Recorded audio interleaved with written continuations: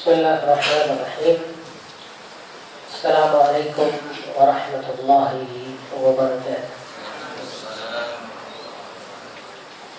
Alhamdulillah, Fatirus samawati wal ard, ja'alil malaikati rusulan uli ajnihatin mathna wa thulatha wa ruba'.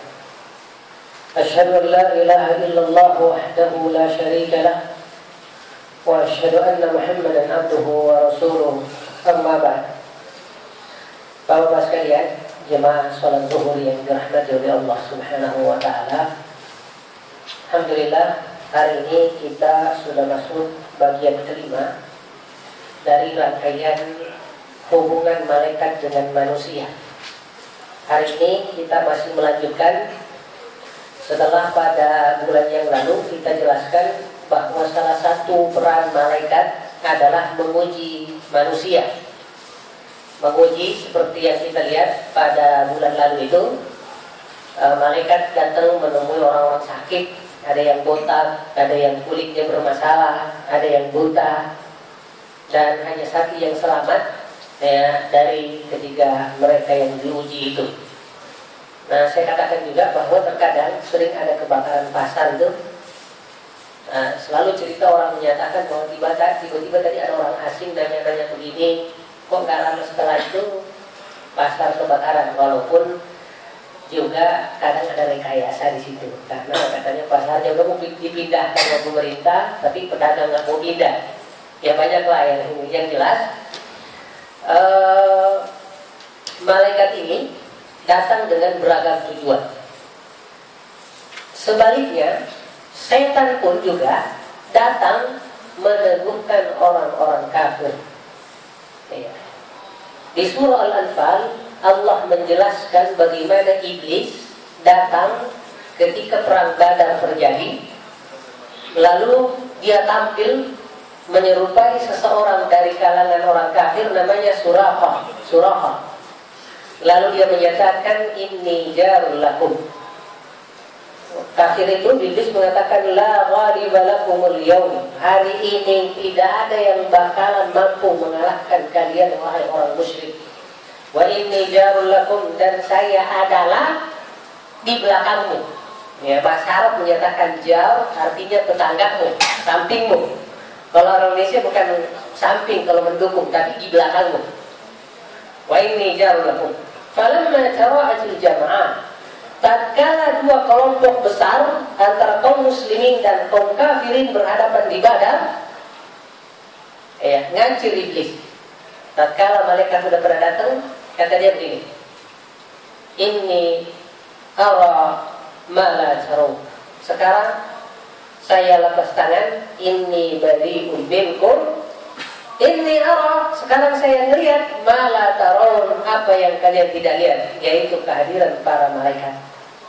Ya, begitu iblis datang menyerupai siapapun, menegaskan orang-orang kafir dalam kekafirannya, sebagaimana malaikat Jibril datang mengajari sahabat Rasulullah, datang menjelaskan akhbirni al-Islam, menjelaskan Islam itu, akhbirni al-iman, dan sebagainya. Nah, jemaah yang dirahmati oleh Allah, kalau kita lihat lembaran kita itu, yang sekarang ada di kita pegang itu, kita menemukan juga bahwa ternyata, dan ini sering kita dengarkan, bahwa salah satu peran malaikat adalah mencabut roh manusia jika telah tiba ajalnya. Iya, jadi itu. Dan alhamdulillah kita sudah sering dengar ini tentang adanya malakul maut. Iya, malakul maut. Sering kita katakan Israel, padahal tidak ditemukan di hadis dan Quran bahwa malaikat pencabut nyabut nyawa itu namanya Israel, bukan malakul maut yang ada.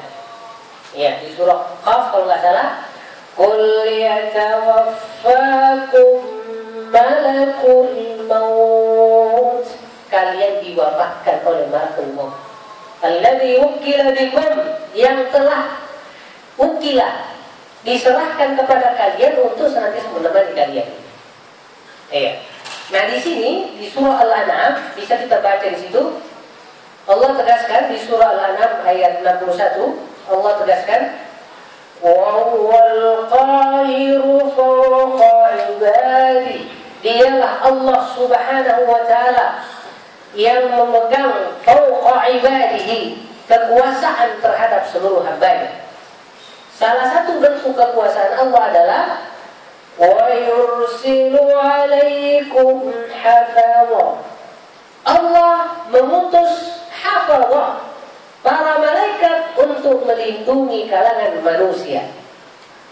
Hatta idza jaa ahadakumul maut, tatkala kematian telah tiba saatnya kepada kalian, kepada salah seorang di antara kalian, tawaffathu rusuluna, maka ia diwafatkan oleh rusuluna, utusan-utusan kami. Nah, kita lihat Pak di sini Allah menggunakan di surah ini kata rusul. Rusul itu bentuk plural, bukan tunggal, jamak. Ulama kita memandang bahwa para malaikat pencabut nyawa itu banyak, walaupun koordinatornya tetap malakul maut. Iya. Wa hum la yufarritun, dan mereka para malaikat dalam rangka mencabut nyawa, melaksanakan tugasnya, la yufarritun, mereka tidak pernah salah, Pak. Nggak ada istilah salah tembak mati itu, ya. Salah hukum nggak ada istilah begitu kalau malaikat. Iya, tepat semuanya, karena mereka adalah bagian dari sistem. Iya. Nah, ketika mencabut nyawa orang kafir, ya, mencabut nyawa orang kafir, malaikat melakukannya dengan keras tanpa kasih sayang dan kelembutan. Itu kita temukan di Quran surah Al-Anfal. Nah, Al-Anfal itu Pak, surah Al-Anfal, surah At-Taubah, surah Al-Ali Imran, surah Al-Ma'idah, Al-An'am, rata-rata itu surah adalah membahas tentang masa-masa awal Rasulullah di Madinah.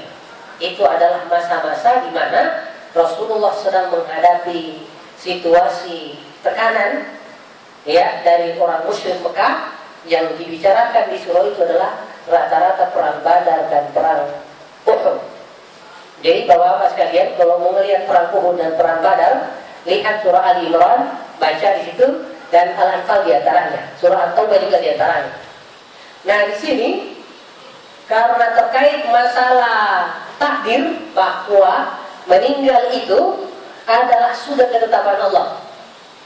Orang munafik manakala pergi keluar berjuang, seringkali mereka menyatakan, seandainya kami tidak ikut di sini, perang ini pasti kami nggak mati, pasti nggak meninggal. Jadi ada satu masalah yang tidak bisa dipahami orang munafik di zaman Rasulullah adalah mereka tidak mau terima bahwa ajal itu telah ditetapkan oleh Allah.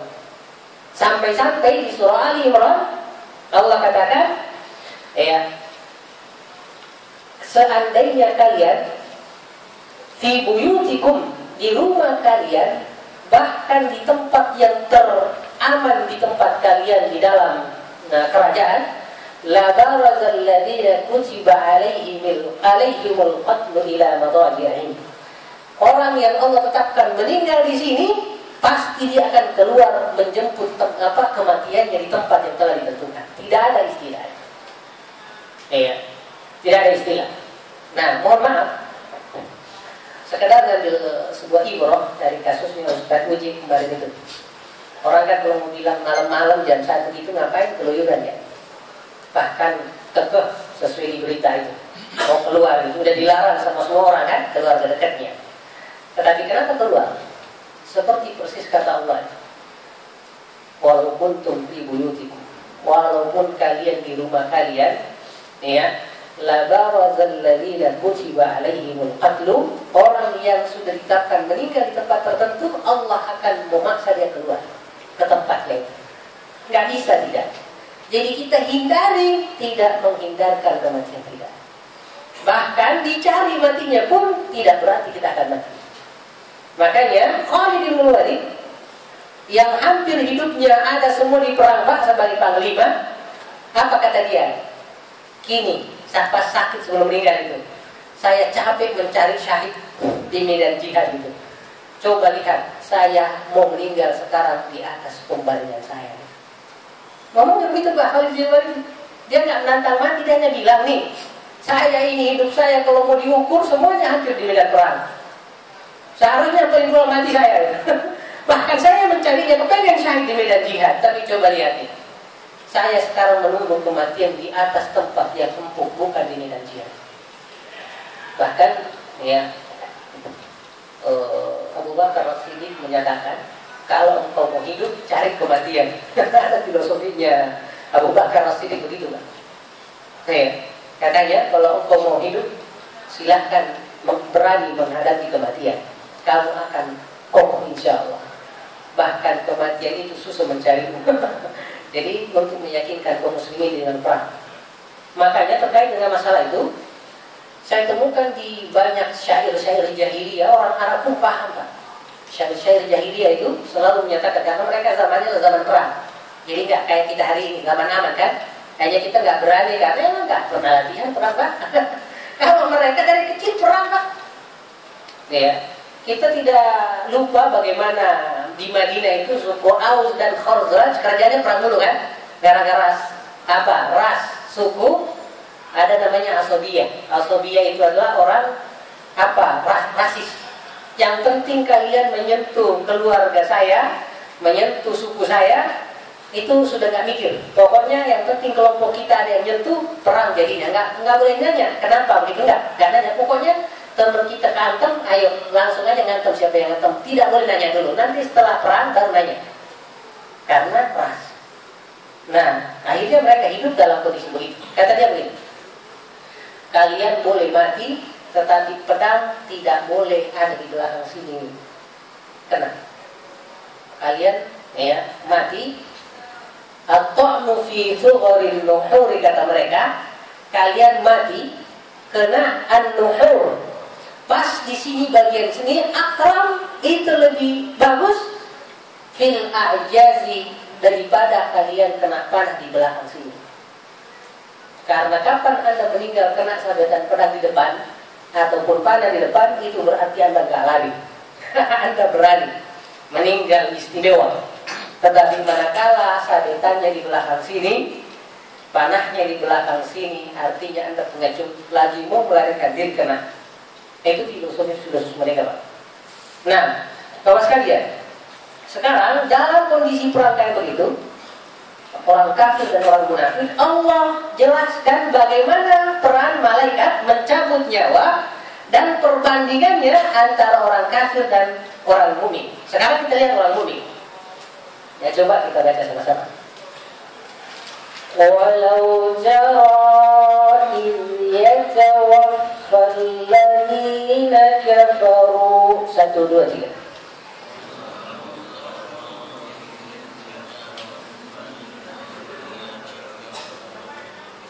Al-malaikatu yadribuna wujuhahum wa adbarahum.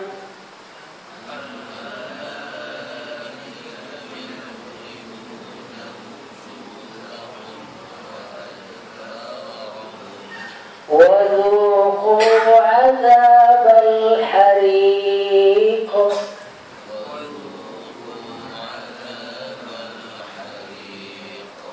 Nah, kita lihat di sini Allah katakan, walau tara, kalau kalian wahai orang beriman, orang-orang kafir, tara, melihat, idh yatawaffal ladzina kafarul malaikatu, tatkala para malaikat membunuh, mewafatkan orang-orang kafir.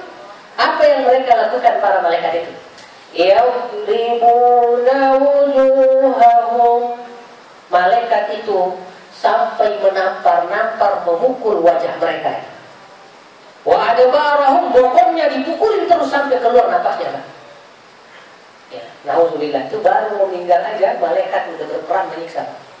Itu baru malakul maut. Belum nanti mungkar nakir yang bertanya di dalam. Ya kan? Kayak tetap juga ada hadisnya. Nah, apa hadisnya? Fa'amal munafiq wal kafir, adapun munafik dan kafir, riwayat ini dari Ibn Azib, ya, Al-Bara Ibn Azib. Fayaqulani lahu, malaikat munkar nakir menyatakan kepadanya, madza taqulu fi hadzal rajul, apa pendapat kamu tentang seorang yang diutus kepada kamu itu. Fayaqulu, lalu dia menyatakan la adri, saya enggak tahu siapa Rasulullah. Kuntu aqulu ma yaquluhu nas, saya katakan apa kata orang. Kata orang dia nabi, saya juga enggak tahu, saya hanya ikut-ikutan saja. Malaikat mengatakan qala la daraita wa la talaita. Munkar Nakir menyatakan benar-benar kamu enggak paham dan enggak tahu. Sampai dikatakan kepadanya afrishuhu minan nar, gelar tikarnya dari neraka. Waftahu lahu baban minan nar, bukakan satu pintu dari neraka. Fayatihi min harriha, lalu sengakan api neraka masuk ke liang kuburnya. Wasumuha, dan racunnya pun masuk ke kuburannya. Fayatihi rajulun, sampai didatangi oleh seseorang qabihul wajhi, orang itu wajahnya buruk. Muntilur rih, baunya busuk. Iya. Qabihul wajh, wajahnya buruk. Lalu dia datang ini. Orang mayat itu menyatakan, man anta, kamu ini siapa?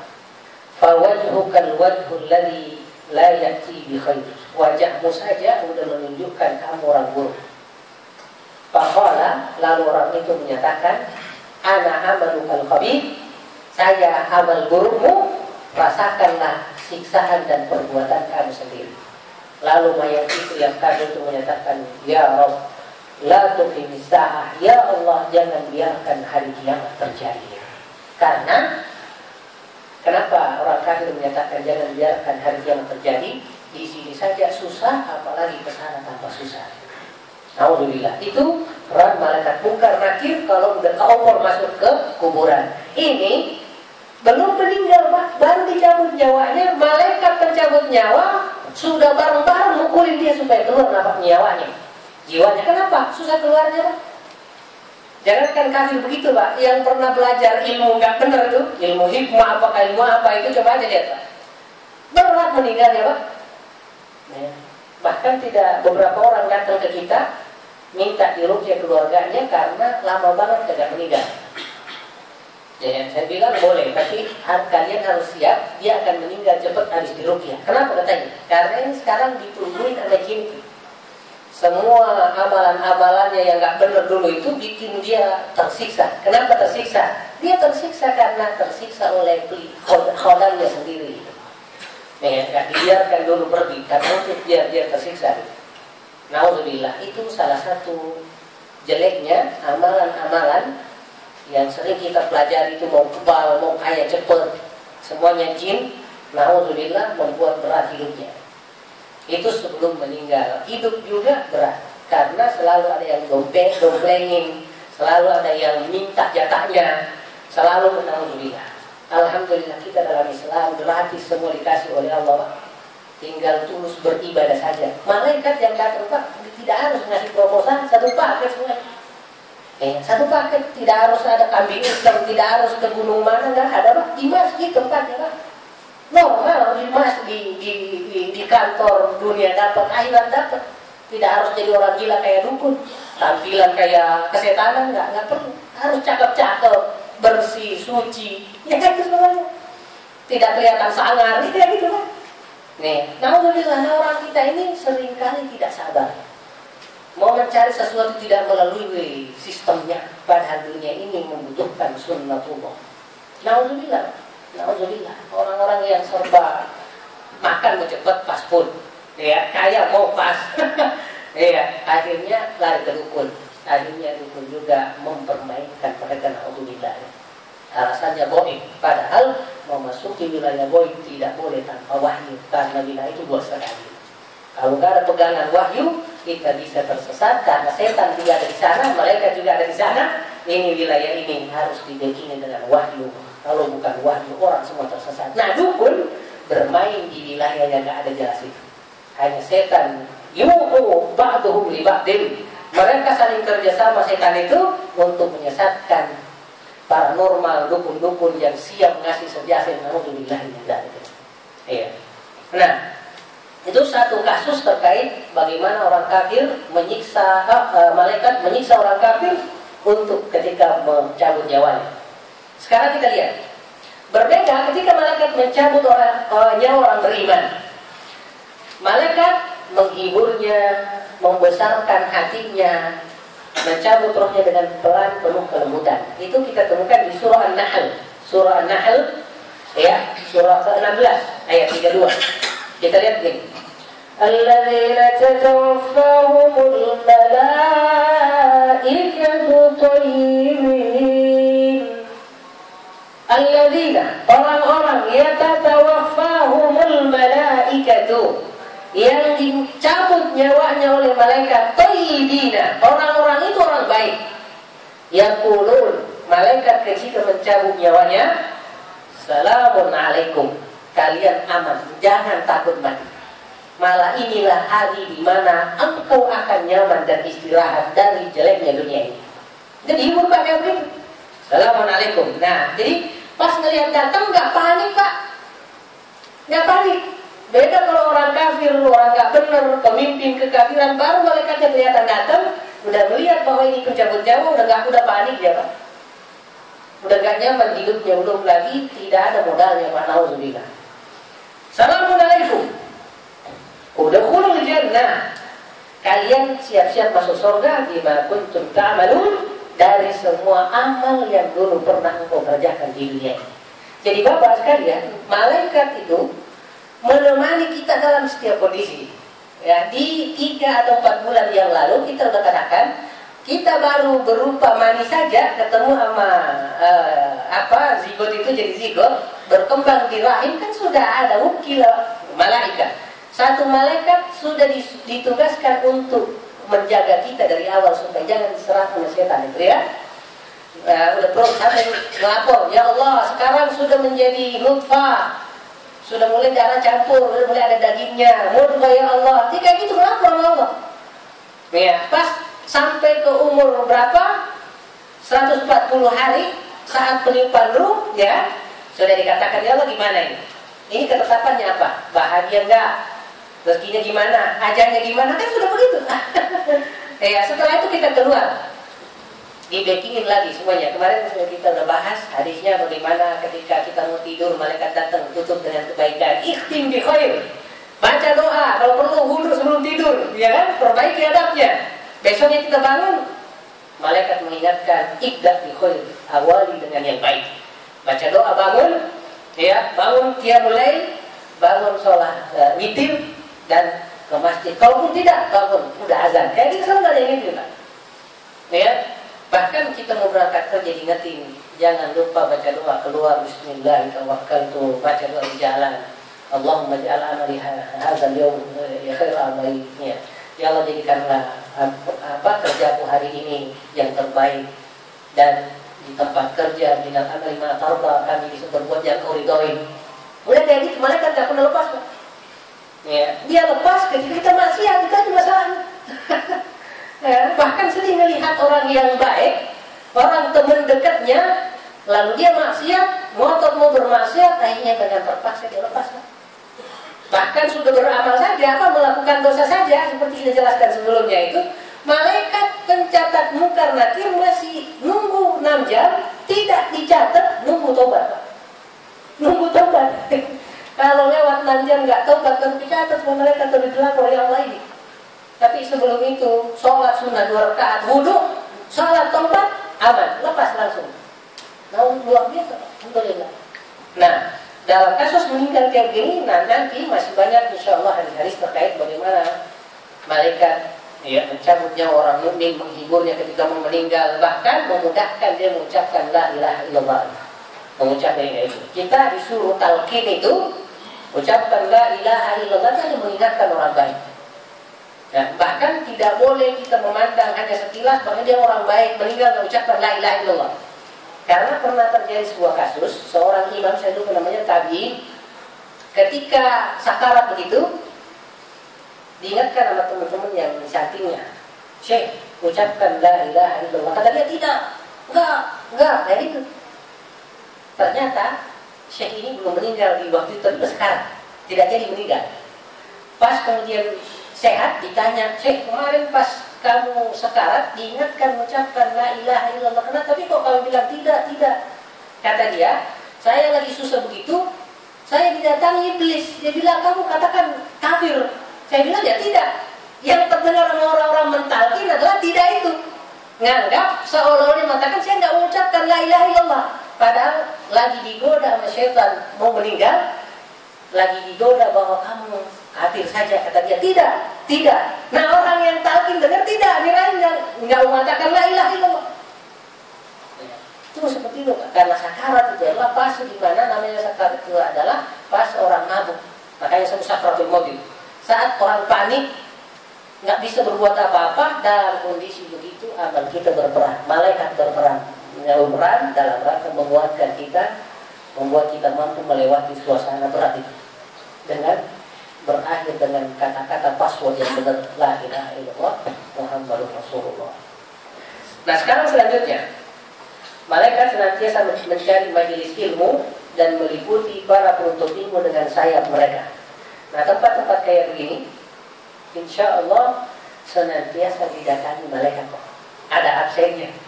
Iya. Sekarang coba kita lihat bagaimana malaikat selalu ada yang petugas khusus pergi menjadwal orang-orang mencatat nama-nama orang yang ngaji, Pak. Ngaji, pengajian, ya, zikir, pokoknya ngumpul untuk kebaikan. Coba kita lihat di sini. Wa an Abi Hurairah radhiyallahu anhu qala Rasulullah sallallahu alaihi wasallam, Rasulullah sallallahu alaihi wasallam menegaskan, inna lillahi ta'ala malaikah, sungguh Allah memiliki malaikat yatufuna fi turuq, tawaf di jalan-jalan. Nah, kata tawaf itu artinya berkeliling, bukan tawaf kayak di Ka'bah itu. Artinya yatufuna fi turuq, di jalan-jalan, yaltamisuna ahla dzikr, mencari orang-orang yang ahli zikir. Nah, hadis ini menyebutkan ahli zikir. Ahli zikir adalah orang yang belajar ilmu. Apa alasannya? Allah katakan di Al-Quran, fas'alu ahla dzikr, tanya orang ahli zikir. Kalau tidak tahu hukum fikihnya, caranya. Nah, yang dimaksud ahli zikir di sini adalah orang yang belajar agama Islam, tafsir, fikih, tajwid, apa itu. Ya kan, kalau kita nggak tahu bagaimana caranya Ustaz, ya nanya yang belajar kan, bukan ahli zikir subhanallah nggak paham Pak, bukan. Gimana mau ditanya, dia juga nggak paham. Zikirnya iya jalan, bahkan 1000 Pak.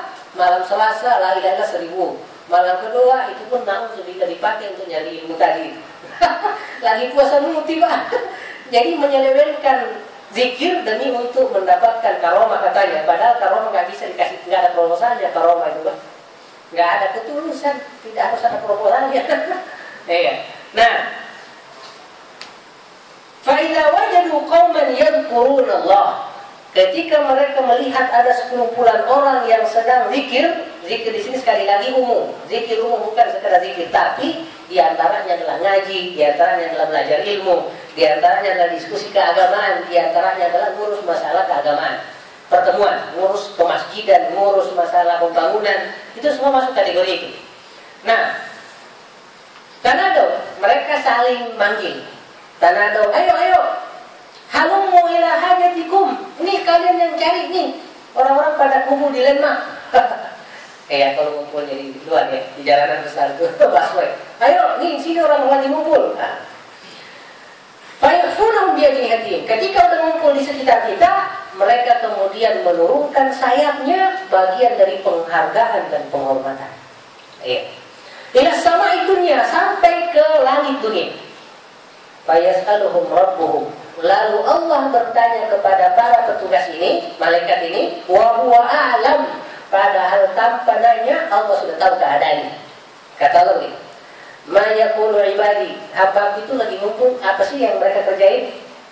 Yaquluna, malaikat menjawab, yusabbihuna ya Allah, mereka sedang memahasucikan nama subhanallah. Wa yukabbiruna, mereka sedang mengagungkan nama, mengucapkan Allahu Akbar. Wa yahmaduna, mereka sedang mengucapkan alhamdulillah, memuji Engkau ya Allah. Wa yumajjiduna, nah mereka senantiasa mengagungkan. Tamjid, takbir, ta'zim, satu makna semuanya. Semuanya menunjukkan pengagungan. Fayaqulu hal rauni, Mereka memuji saya, mensucikan saya, mengagungkan saya. Emang mereka lihat saya? Fayaqulun malaikat la wallah, enggak ya Allah, ma ra'auka, mereka belum melihat engkau ya Allah. Ya inilah Pak, saya sudah katakan bahwa iman kita itu adalah utamanya mengimani yang gaib. Yu'minuna bil ghaibi. Karena Allah yang maha gaib di hidup kita ini sebagai muslim. Baru setelah itu malaikat, baru setelah itu surga dan neraka, baru itu adalah jin. Semuanya gaib Pak. Saya sudah katakan di sini, kita umat muslim itu tidak boleh terbalik. Melihat yang gaib dari yang kelihatan nggak boleh. Masalah itu.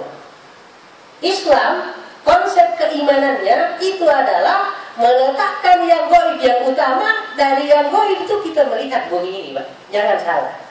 Makanya di Quran dikatakan hudal lil muttaqin. Quran ini petunjuk kepada orang bertakwa ya. Apa kategori orang bertakwa? Alladzina yu'minuna bil ghaib. Pertama adalah mengimani yang gaib. Allah yang pertama kali gaib yang harus diketahui dari awal. Fa'alam annahu la ilaha illallah. Ketahuilah Allah itu adalah tiada Tuhan yang pantas dan wajib disembah kecuali Allah. Itu gaib luar biasa. Makanya kalau lihat konsep rukun iman itu gaib semuanya Pak. Gaib semua. Sekarang kita sholat ini untuk apa? Gaib. Mengimani Allah hari kiamat. Saya sudah katakan bahwa dalam Islam setiap ibadah yang kita lakukan nggak pernah lepas dari dua karakter utama, ibadah plus tanggung jawab, ya kan? Tanggung jawab. Bahkan banyak ibadah di dalam Islam kalau lepas dari ibadahnya tanggung jawab jadi tuntut. Apa contohnya?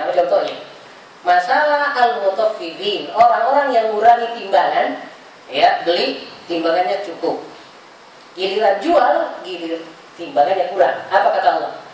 Ala yadhunnu ulaika annahum mab'utsun. Orang yang mengurangi timbangan, salah nyatet pembukuan. Orang ini nggak yakin dia akan dibagikan di akhirat. Ditanya, kenapa kau gelembungkan? Kenapa kau kurangi timbangan? Coba, masalah jual beli lari ke akhirat. Karena itu adalah kalau tidak di sini kita bertanggung jawab, di akhirat pasti kita bertanggung jawab. Di sini keadilan susah dicari Pak, karena bisa keadilan itu bolak-balik sesuai perspektif yang berkuasa. Tetapi di akhirat kata Allah, ainal mutakabbirun.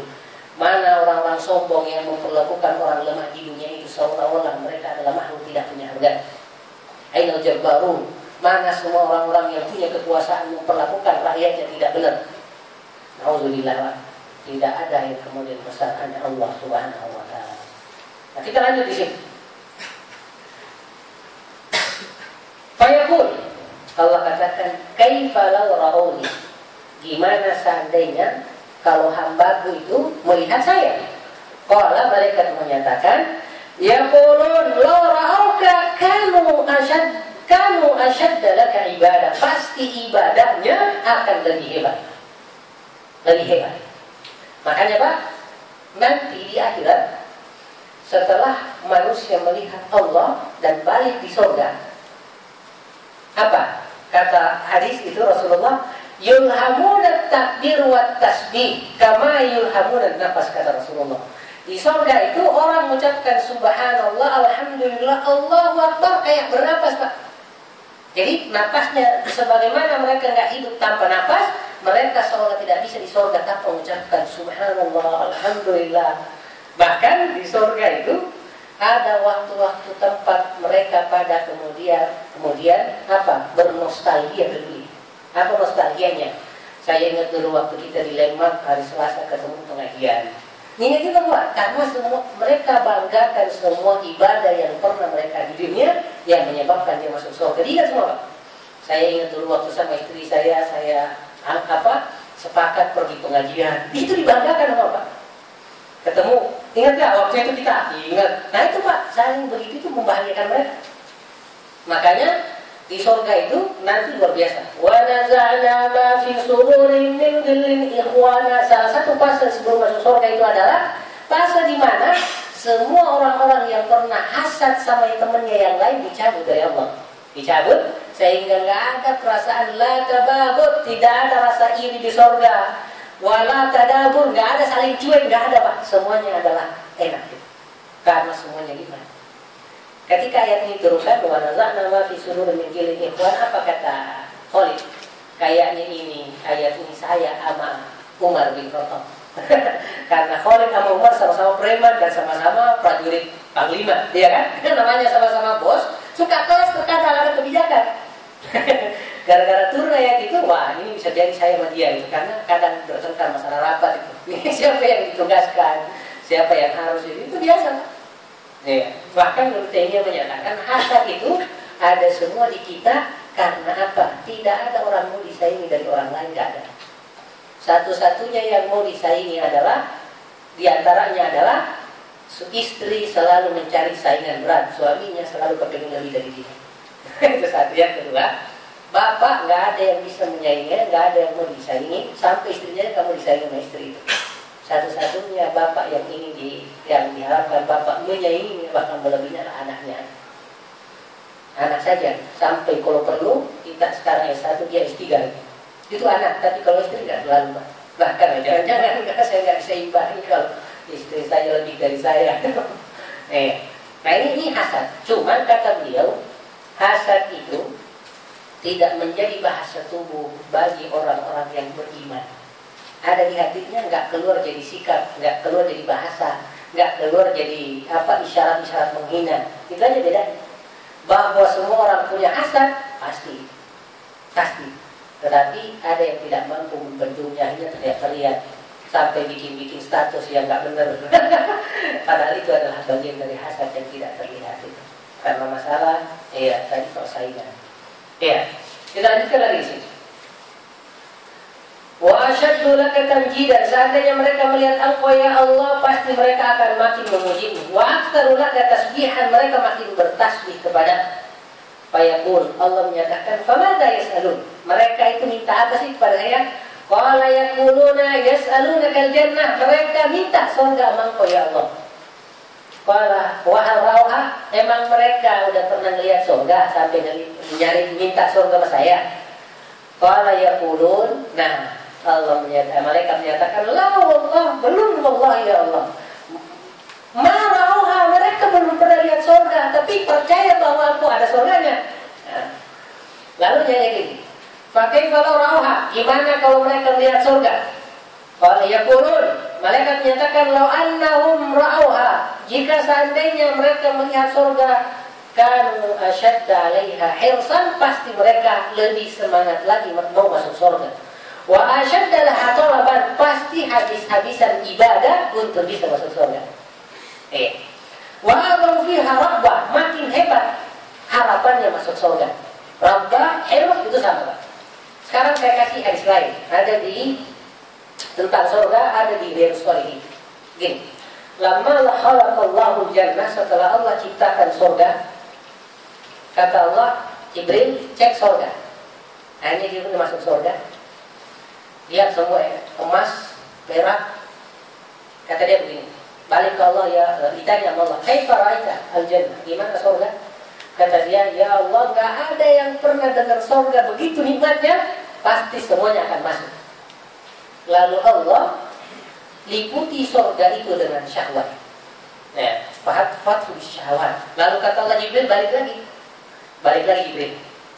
Kata dia balik, setelah balik, gimana surga? Kata Jibril, ya Allah, saya khawatir orang semua masuk tidak ada yang bisa masuk surga, terlalu berat Pak.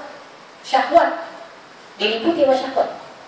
Nih, makanya di hadis lain dikatakan, huffatil jannatu bisyahwat. Surga diliputi oleh hal-hal berat. Kita harus bangun subuh, orang masih pada tidur. Kita kemudian harus sholat sunnah. Kita harus Ramadan, kita banyak sekali Pak. Nih, terasa berat, tidak kadang hanya menikah yang sesuai syahwat Pak. Atau pergi perang, dapat harta rampasan perang, dibagi-bagi, itu sesuai syahwat Pak. Tapi yang lain itu kalau bukan karena iman, di tengah malam kita puasa gak ada yang melihat, kita bisa makan, itu semua kita lakukan karena yakin pengawasan yang gaib. Nah setelah itu kata Allah, coba cek neraka, lalu kemudian dia bilang, ya Allah, siapapun yang dengar tentang neraka keadaannya begitu, gak ada yang bisa masuk. Lalu Allah kemudian liputi surga itu dengan syahwat. Yang tadinya diliputi dengan semua yang berat. Kata dia, balik lagi lihat. Setelah melihat syahwat yang meliputi neraka, kata dia, saya khawatir ya Allah semua umatmu masuk neraka dan tertarik sama semua yang mengarahkan ke neraka. Iya, kata dia enggak. Yang tulus dan ikhlas tidak terpengaruh sama beratnya jalur-jalur menuju surga dan tidak tertarik dengan semua yang menarik di neraka. Iya, ya. Jemaah yang dirahmati Allah Subhanahu wa taala. Qala fa mimma yata'awwadun. Mereka ngumpul itu mereka berlindung dari apa? Qala yaqulun yata'awwaduna minan nar. Mereka minta dilindungi dari siksa neraka. Qala fa yaqulu wa hal ra'aha. Emang mereka sudah dengar? Nah, perlu saya terangkan Pak, coba lihat di sini. Selalu itu lihat ya kan? Kenapa lihat? Karena dengar sudah Pak. Di Quran kita dengar kan? Ya. Di hadis kita dengar. Sudah saya katakan bahwa bedanya kita sama orang kafir itu cuma satu, masalah melihat aja Pak. Kalau dengar orang kafir dengar di Quran, ya kan? Surga itu gimana, neraka gimana dengar. Karena wahyu itu pendengaran memang Kak. Kabar berita langit masuk dalam pendengaran. Adapun mata tidak mampu menembus apa yang ditembus oleh telinga. Belum saja. Makanya di Quran setiap nyebutin telinga dulu baru mata itu. Sam'a wal absar kayak begitu. Bahkan kita waktu bayi mata belum melihat, telinga mendengar. Sampai orang-orang barat itu muter musik ketika anak-anak baru umur berapa itu kan. Katanya makin sering diperdengarin musik, muter makin cerdas anaknya. Ya kalau kita nggak begitu, kurang diperdengarin. Ya, kita yang ngaji dekatnya istri yang hamil itu. Ya, dan berapa kasus sudah terjadi begitu. Bahkan ya Syekh bin Baz, walaupun hadisnya lemah, membolehkan diazankan di telinga kanan dan dikomatkan kiri, walaupun hadisnya lemah. Kata beliau nggak apa-apa, saya toleransi masalah itu. Karena memang ada kemungkinan hadis walaupun lemah, tetapi cukup dijadikan alasan untuk melakukannya dan tidak perlu menolaknya katanya. Iya. Nah itu sebagian dari. Iya. Nah kemudian ya kulullah Allah, mereka belum melihat neraka itu. Kaifa law rawa? Gimana kalau mereka udah lihat neraka? Ya kulul. Mereka menyatakan law rawa kanu asyaddu min firar. Pasti mereka lari menjauh dari neraka. Wa asyaddu laha makhafah. Pasti mereka takut sekali. Fayaqul, lalu Allah menyatakan fa ushhidukum. Saya jadikan kalian saksi wahai seluruh malaikatku anni qad ghafartu lahum. Saya telah mengampuni mereka yang rajin belajar agama itu. Ya, alhamdulillah di buku itu, di buku 1000 Jalan Menuju Taubat, salah satu yang saya tulis entry-nya, manfaat ampunan Allah adalah mudah mendapatkan doa pengampunan dari malaikat. Nah ya, salah satu dari sini masuk alhamdulillah. Bahwa insya Allah bukan hanya orang beriman memohonkan kita ampunan, sampai malaikat aja sibuk memohonkan orang mukmin ampunan. Alhamdulillah. Alhamdulillah. Selawat sudah kita jelaskan di sini dan sebagainya. Bapak sekalian, terakhir, yaqul. Setelah Allah obral ampunannya untuk orang-orang yang belajar Islam begini, malaikat keberatan Pak. Kata dia ada orang di sana itu cuma singkat tidur Pak, nggak lagi belajar, cuma ngerokok, cuma nunggu temennya. Apa kata Allah begini? Ya. Qala humul julasa'u la yushqa bihim jalisu. Mereka adalah orang-orang kalau ngumpul, semua teman ngumpulnya tidak pernah dicelakai gara-gara mereka ngumpul. Jadi malaikat ini keberatan karena ada orang di situ nggak belajar, dia hanya cuma nunggu ini lagi janji temu. Iya, tidak sebenarnya kata Allah nggak. Mereka itu yang penting orang dekat sama dia, terkait sama mereka, mereka pun dapat apa yang didapatkan oleh mereka. Itu luar biasa. Dan gara-gara begitu anjing Ashabul Kahfi masuk surga, ya kan? Gara-gara dekat sama orang beriman. Nah, otaknya lebih soleh juga masuk surga itu. Gara-gara dekat sama orang beriman. Nah, cukup sampai sini. Insya Allah kita berharap kita harus memulai punya keinginan. Nanti keinginan itu ditegaskan oleh malaikat. Tapi kalau kita tidak ada keinginan, malaikat tidak pernah menegaskan kita. Cukup sampai di sini. Semoga kita semua berkumpul di surga insya Allah. Ya, membanggakan apa yang kita sering lakukan di sini, sholat dan sebagainya. Cukup kita doa, baca doa kafaratul majlis. Subhanallah wa bihamdihi, asyhadu an la ilaha illa anta wa astaghfiruka wa atubu ilaik. Assalamualaikum warahmatullahi wabarakatuh.